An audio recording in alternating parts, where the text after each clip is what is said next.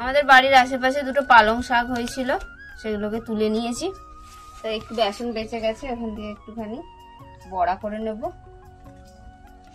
আমরা এতক্ষণ রেসিপি করছিলাম, রেসিপি করতে করতে একটু বেসন বেঁচে গেল। ভেবেছিলাম ওই শাকটা দিয়ে করবো আর কি, শাকটা ভাতে দেবো, কিন্তু এইতেই একটু দিয়ে দিলাম। বড়া হয়ে গেল।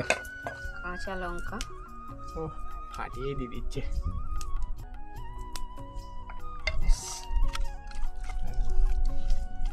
এইবার হবে পালং শাকের বড়া। দেখো কত রকমের রেসিপি হতে পারে। একদম কচি কচি পালং শাক আমাদের বাড়ির একদম আশপাশেই হয়েছিল, তো সেখান থেকে তুলে আমরা বড়া করে নিলাম।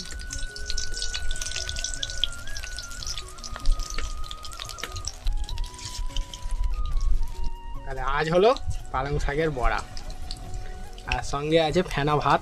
ফেনা ভাতটা করব আজকে আমাদের দুপুরের রেসিপি। পালং শাকের বড়া, কফি আলু ভাজা আছে সকালের। এর আগে একবার পালং শাকের বড়া করেছিলাম না? পুঁই শাক না, সেই রেসিপি বড় রেসিপি। পালং শাকেরও করেছিলাম, হ্যাঁ মনে হয় করেছিল, এখানে করেছিলাম, সেই কৃষ্ণদা এসেছিল। হ্যাঁ হ্যাঁ হ্যাঁ হ্যাঁ। পালং পাতার বড়া হয়ে গেল।